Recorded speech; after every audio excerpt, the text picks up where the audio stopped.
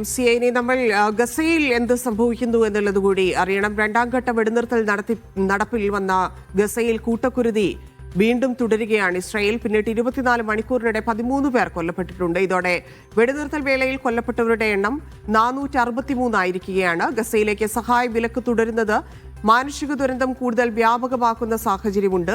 പുതുതായി രൂപം നൽകിയ ഗസ സമാധാന സമിതിയുടെ യോഗം സ്വിറ്റ്സർലാൻഡിലെ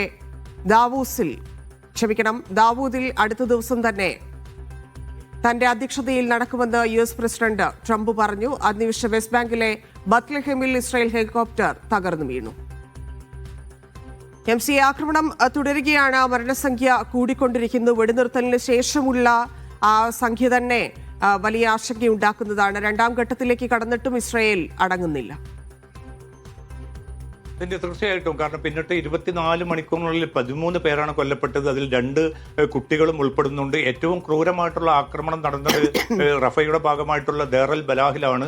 വളരെ വ്യാപകമായിട്ടുള്ള ആക്രമണ പരിപാടികളാണ് അവിടെ ഇസ്രായേൽ നേതൃത്വം നടത്തിയത്. ഇന്നിപ്പം വൈകിട്ട് ഖാൻ യൂനിസ് ഉൾപ്പെടെയുള്ള മറ്റ് പ്രദേശങ്ങളിലേക്കും കൂടി വ്യോമാക്രമണം നീളുന്ന സാഹചര്യമുണ്ട്. അപ്പോൾ വെടിനിർത്തലിന്റെ ആദ്യഘട്ടത്തിൽ ഏതാണ്ട് 400-ലധികം പേർ കൊല്ലപ്പെട്ട ഒരു സാഹചര്യം ഉണ്ടായിരിക്കുന്നു.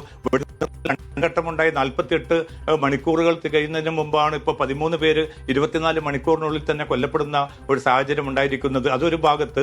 അതോടൊപ്പം തന്നെ ഗസയിലെ ജനങ്ങൾ അനുഭവിച്ചുകൊണ്ടിരിക്കുന്ന ദുരിതം, പ്രകൃതിക്ഷോഭം മൂലവും 2 വർഷം നീണ്ട ഏറ്റവും ക്രൂരമായിട്ടുള്ള വംശഹത്യ പദ്ധതിയിലൂടെയും ഈ ജനത നേരിട്ടുകൊണ്ടിരിക്കുന്ന ഏറ്റവും ദുരിതപൂർണമായിട്ടുള്ള അവസ്ഥകൾ, അതിനെ മറികടക്കാനുള്ള ഒരു സഹായ വസ്തുക്കൾ ഇനിയും എത്തിക്കാനുള്ള ഒരു നീക്കം പോലും ഉണ്ടാകുന്നില്ല എന്നതാണ് ഏറ്റവും സങ്കടകരമായിട്ടുള്ള അവസ്ഥ.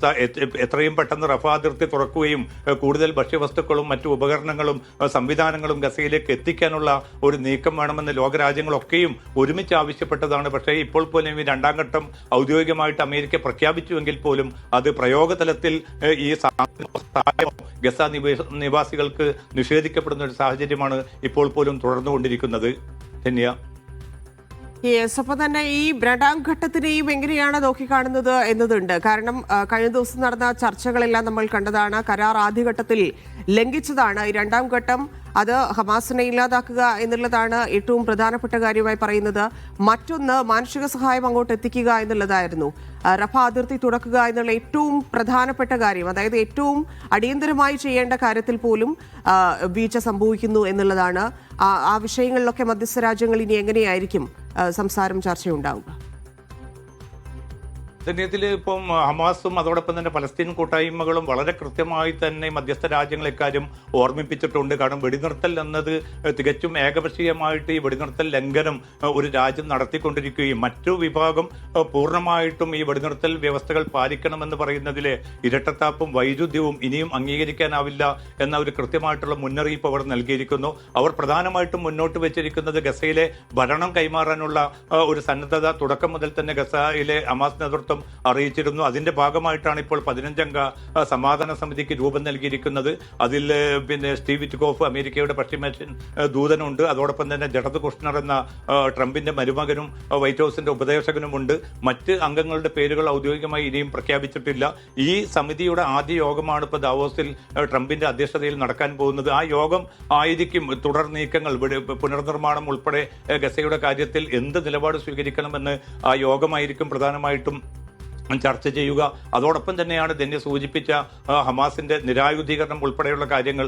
ആ നിരായുധീകരണത്തിനുള്ള അടിസ്ഥാനമായിട്ടുള്ള ചില ഉപാധികളും ഹമാസ് മുന്നോട്ട് വെച്ചിട്ടുണ്ട്. അത് പലസ്തീനികളുടെ പൂർണ്ണമായിട്ടുള്ള ഒരു ഭരണ സംവിധാനം വേണം എന്ന ഒരു നിലപാട് അവർ കൈക്കൊള്ളുന്നുണ്ട്. അതോടൊപ്പം തന്നെ ഗസയിലേക്ക് കൂടുതൽ സഹായ വസ്തുക്കളും മറ്റും എത്തിക്കേണ്ടതുണ്ട്. ഈ വെടിനിർത്തൽ ലംഘനം നടത്തുന്ന ഇസ്രായേലിനെ നിലക്ക് നിർത്തണം എന്നത് ഉൾപ്പെടെയുള്ള ചില നിർദ്ദേശങ്ങളും മധ്യസ്ഥ രാജ്യങ്ങളെ ഹമാസ് നേതൃത്വം അറിയിച്ചിട്ടുണ്ട്. അക്കാര്യങ്ങളും ഒരുപക്ഷെ ഈ സമാധാന സമിതി ചർച്ച ചെയ്യും. എന്തായാലും ഈ നിരായുധീകരണത്തിന്റെ ആദ്യഘട്ടം ഒരുപക്ഷെ വരും മാസങ്ങളിൽ തന്നെ ഉണ്ടാകുമെന്ന സൂചനയാണ് അമേരിക്ക നൽകുന്നത്. പക്ഷേ പലസ്തീനികളുടേതായിട്ടുള്ള ഒരു സൈനിക സംവിധാനം സ്വതന്ത്ര ഫലസ്തീൻ രാഷ്ട്രത്തിന്റെ ഭാഗമായിട്ട് രൂപം കൊള്ളുകയാണെങ്കിൽ അത്തരമൊരു സംവിധാനത്തിന് മാത്രമായിരിക്കും തങ്ങൾ ആയുധങ്ങൾ കൈമാറുക എന്നുകൂടി ഹമാസ് നേതൃത്വം വ്യക്തമാക്കിയിട്ടുണ്ട്. ധന്യ. ശരി, താങ്ക് യു MCA.